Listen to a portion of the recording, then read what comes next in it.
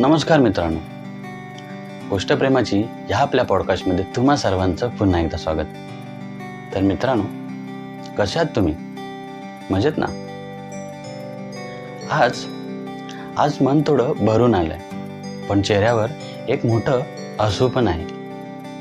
आज आपण एका अशा विषयावर बोलणार आहोत जो आपल्या सर्वांच्या आयुष्यात कधी ना कधी येतोच. तो म्हणजे मैत्रीत झालेला बदल. आमचा 5 जणांचा ग्रुप होता. 3 मुली आणि 2 मुले. खरं तर आम्ही सर्वजण एकमेकांना कसे भेटत गेलो हा केवळ योगायोगच असावा.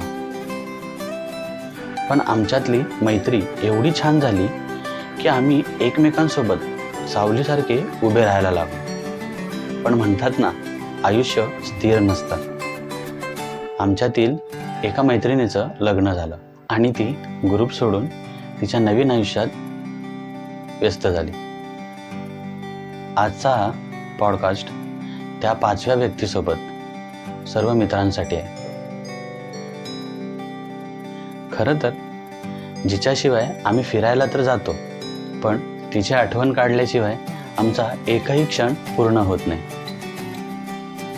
आमच्या ग्रुपचं गणित कसं होतं माहिती आहे? 2 मुलं, प्रतीक आणि करण,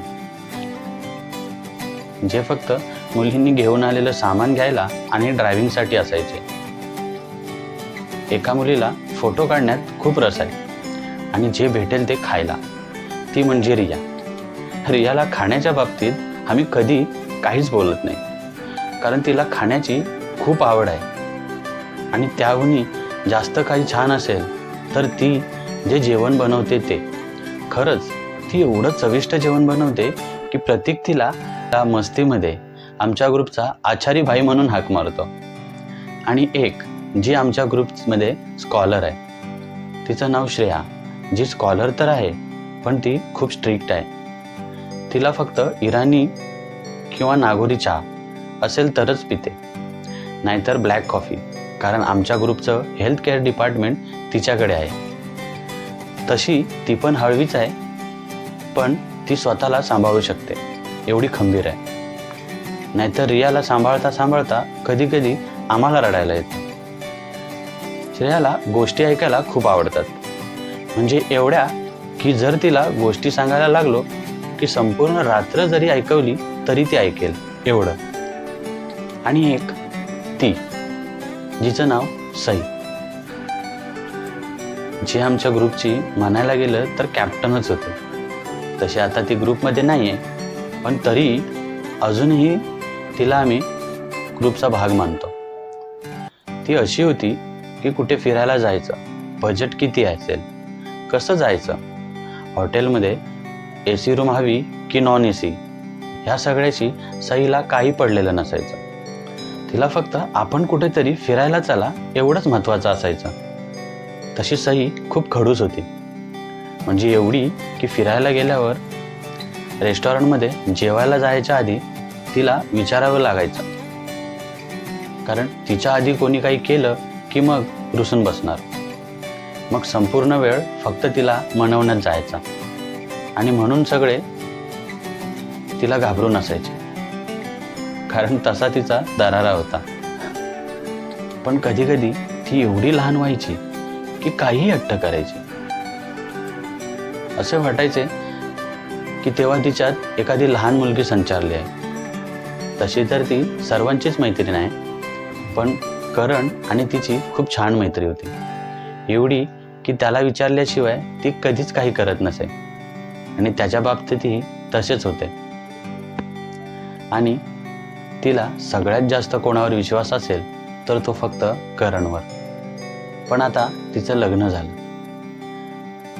आणि त्यांच्या मैत्रीत आता दुरावा आला. पण असो, आता आमच्या प्रतीकबद्दल. प्रतीक असा तर तुम्हाला एवढा सोज्वळ आणि शांत वाटेल की कोणी म्हणणारे नाही की याच्या अंगात एवढे किडे असते.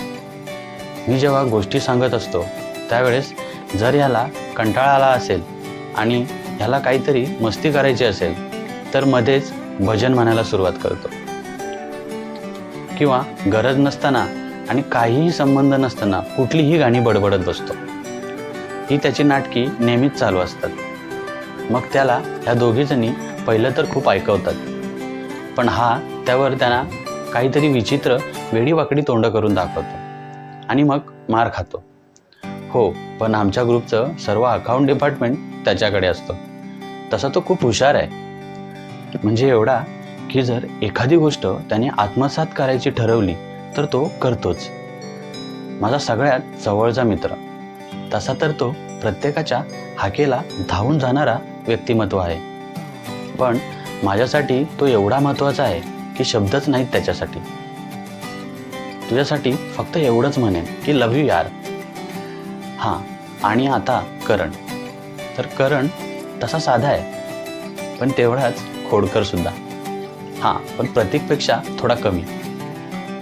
पण करणचं नशीब जरा त्याच्यावर जास्तच मेहरबान आहे असे म्हणता नाही येणार, कारण तो काही करायला जातो तर नेहमी उलटच होतं.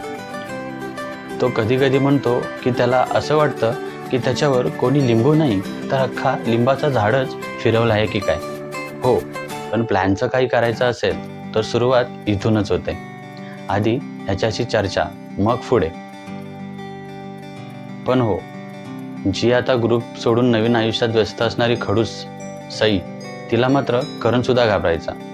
करण तसा तर प्रेमळ, पण त्याच्या तोंडून कधी पुष्पबहार होईल म्हणजेच शिव्या निघतील याची खात्री त्याला सुद्धा नसते. आणि मित्रांनो, सईचं लग्न झालं आणि आम्ही तिला तिच्या भावी आयुष्यासाठी शुभेच्छा देऊन आमचा ग्रुप तसाच पुढे चालू ठेवला. पण जेव्हा तिचं लग्न ठरलं होतं तेव्हा आम्हाला आनंद तर झाला, पण मनात कुठेतरी भीती होती की आता आमचं काय होणार. लग्नाच्या दिवशी आम्ही चौघं कोपऱ्यात उभे राहून विचार करत होतो की आता उद्यापासून ग्रुप डिलीट करावा लागतो की काय. कारण ग्रुपमधून जेव्हा एखादा व्यक्ती कमी होतो तेव्हा ती फक्त एक व्यक्ती नसून एक आयुष्याचा भाग असतो. तशी तर ती ग्रुपमध्ये मेसेज करायची नाही, कारण ती एवढी आळशी होती की तिला मेसेज करायला जीवावर यायचं. पण हो, नवीन जोडीदाराशी मात्र न चुकता आणि न थकता तासनतास चॅटिंग करायची. आणि मग तिच्या लग्नानंतर 2 महिन्यांनी आम्ही चौघांनी ठरवलं की लोणावळ्याला फिरायला जाऊया. कारण आम्ही कुठे जायचं म्हटलं की एवढे उत्साहित असतो की आम्ही फक्त बॅगा भरायच्या आणि निघायचं एवढी तयारी असते. तशी ह्याआधी सवय तर 5 जणांची होती, पण आता सही नसल्यामुळे मग आम्ही बाईकने जायचं ठरवलं. नाहीतर याआधी आम्ही पब्लिक ट्रान्सपोर्टने प्रवास करायचो. पण ह्यावेळेस करणच्या मागे रिया तर प्रतीकच्या मागे श्रेया बसली होती. याआधी सई करणसोबत बसायची किंवा कधीकधी आम्ही ट्रिपल सीट बसून फिरायचो. कारण सई खूप हट्टी होती. तिला एखादी गोष्ट नाही मिळाली की ती अशी फुगून बसायची की मग आम्ही सर्वजण तिला मनवण्यात गुंतून जायचो. कारण जर ती रुसून बसली तर मग आमच्या प्लॅनचं काही खरं नाही. पण आता ती नाही, म्हणून शांतता होती. आम्ही हॉटेलवर पोचलो. नेहमी आम्ही एक्स्ट्रा मॅट्रेस मागायचो, कारण 5 जण असायचो. त्या दिवशी वेटरला म्हटलं 4च जण आहोत. तेव्हा पहिल्यांदा जाणवलं की ग्रुपचा एक तुकडा हरवलाय. मग जेव्हा आम्ही जेवायला बसलो तेव्हा तिची आठवण आली. सईला तिखट अजिबात सहन व्हायचं नाही, पण तरीही तिच्या अंगात एवढी मस्ती असायची की ती खायला बघायची. तिला स्वीटमध्ये रसमलाई आवडते, म्हणून आम्ही मुद्दाम ती मागवली. पण डोळ्यात पाणी होतं, कारण तिला चिडवायला ती तिथे नव्हती. पण आम्ही तिकडे खूप मजा केली. म्हणजे तेथील बहुतेक पॉईंट आम्ही फिरलो. पावसात मस्त मक्याचं कणीस खाल्ले आणि सवयीप्रमाणे रियाने कणीस, मॅगी आणि हो, लोणावळ्याचा वडापाव कसा लागतो हे बघायला म्हणून तिने चक्क त्यासोबत 2 वडापाव सुद्धा खाल्ले. पण आम्ही तिला खाताना काही बोलत नाही, कारण ती एवढी हळवी आहे की शेजारी कोणी रडत असेल तर ते बघून ही सुद्धा रडायला सुरुवात करते. मग अशा वेळेस रडायला अंगात ताकद हवी ना, म्हणून आम्ही तिला खाण्यासाठी नाही म्हणत नाही. तसेच तिच्यामुळे आम्हाला सुद्धा नवनवीन पदार्थ चाखायला मिळतात. मग तिथे फिरत असताना यावेळेस प्रतीक आणि श्रेया यांनी सुद्धा आम्हाला फोटो काढायचे आहेत असा हट्ट केला. पण जेव्हा फोटो काढायला त्यांना पोज द्यायला सांगितली तर आपण लहानपणी शाळेत कसे उभे राहायचो तसे ते उभे राहिले होते. ती ट्रिप आमच्यासाठी खूप छान होती. आम्ही खूप एन्जॉय केलं आणि नंतर एवढे थकलो होतो की चक्क परत येताना अजून एक दिवस थांबून आराम करून मग जाऊया का असा विचार आला. पण आम्ही सर्वजण जॉब करत होतो आणि म्हणून आम्हाला जाणं गरजेचं होतं. मग काय, मस्तपैकी एका शाकाहारी रेस्टॉरंटमध्ये जाऊन जेवलो आणि परतीचा प्रवास सुरू केला आणि सुखरूप घरी पोहोचलो. पण मित्रांनो, मैत्रीचं एक वैशिष्ट्य असतं, दुःख जास्त वेळ टिकत नाही, कारण सोबत वेडे मित्र असतात. आता सई नाही आहे म्हणजे शिस्त लावणारा कोणीच नाही, कारण रिया जी खाताना तोंडाचा आवाज करते तिच्यावर सई नेहमी चिडत असते. पण आता काय, सई ग्रुपमध्ये नाही, मग आमच्या ग्रुपमध्ये नुसता राडा सुरू असतो. आता आम्ही फिरायला जातो तेव्हा रिया अजूनही वेळेवर पोचत नाही. सई असती तर तिला फोन करून शिव्या घातल्या असत्या, पण आता आम्ही एकमेकांच्या खोड्या काढतो. मागच्या वेळी आम्ही फिरायला गेलो होतो, तिथे या 2 मुलींना बॅडमिंटनच खेळता येत नव्हते. त्या बिचाऱ्यांना सुद्धा खेळायचं होतं, म्हणून मग आम्हाला खेळावं लागलं. आम्ही त्या दोघींना खेळताना खूप त्रास दिला. पण हो, जर सई असती तर तिने आमच्या दोघांचे कान उपटले असते. पण आता ती नाही आहे, म्हणून आम्ही दोघे मोकाट सुटलोय. आता आम्ही रात्री उशिरापर्यंत गप्पा मारतो, एकमेकांचे पाय खेचतो आणि जुन्या आठवणींवरून इतकी मस्ती करतो की शेजारी राहणाऱ्या लोकांना वाटतं की हे वेडे झालेत का, कारण आमचा ग्रुप एवढा मस्तीखोर आहे की आम्हाला जास्त कोणाची गरजच लागत नाही. कधी कधी लोक आम्हाला विचारतात, तुमची मैत्री तुटली का? मी म्हणतो नाही, ती फक्त विस्तारली आहे. आता आम्ही फिरायला गेल्यावर तिला सांगायचा खूप प्रयत्न करतो, पण ती सासरी असते, कामात असते.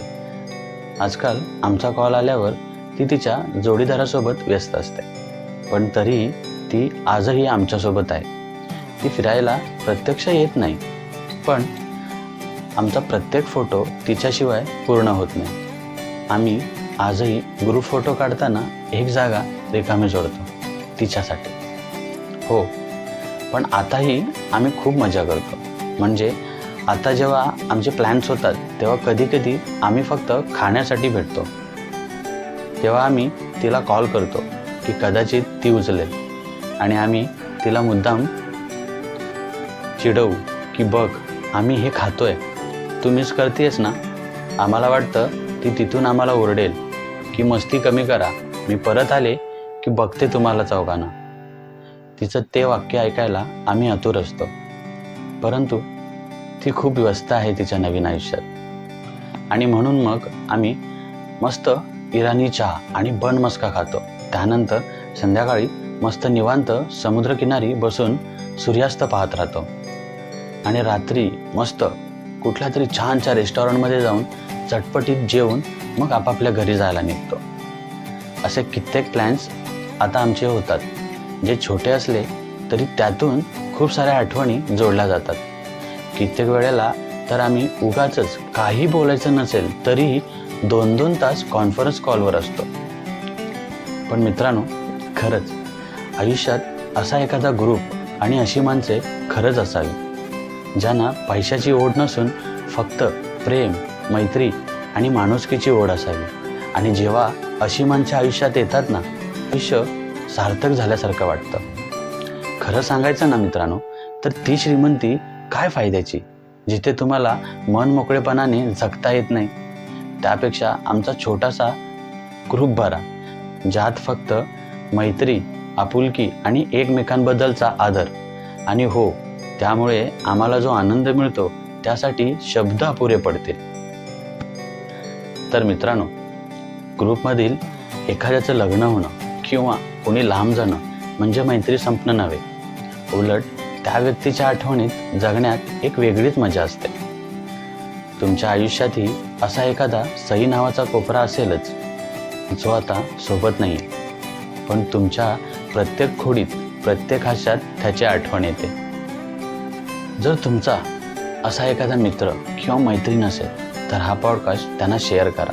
त्यांना सांगा की आम्ही तुला मिस करतोय, पण तुझी जागा घ्यायला आम्ही समर्थ आहोत. आणि माझ्या सर्व मित्रांना मी हेच सांगेन की जरी तुमच्या आयुष्यात कितीही नवीन नाती जोडली गेली तरी जुनी नाती कधीच विसरू नका. कारण म्हणतात ना, जुनं ते सोनं असतं. पण हो, खरंच नवीन नाती आयुष्यात आली की आपण जुन्या नात्यांना दूर करतो, पण त्या गोष्टी विसरतो की तीच जुनी नाती याआधी आपल्यासाठी किती महत्त्वाची होती आणि आपण त्यांनाच गमावून बसतो. तर मित्रांनो, तुम्ही सुद्धा तुमची नाती जपा. आणि माझ्या मित्रांना मी सांगेन की तुमचे खूप खूप आभार की तुम्ही माझ्या आयुष्याचे भाग आहात. तुमच्यासोबत असताना वेळ कसा निघून जातो कळत नाही. म्हणून तुमच्यासाठी फक्त एवढंच म्हणेन की ही दोस्ती तुटायची नाही. तर मित्रांनो, चला भेटूया पुढच्या भागात आणि अशाच एका भन्नाट विषयावर बोलूया. तोपर्यंत आठवणी जपा आणि मैत्री करत राहा. धन्यवाद.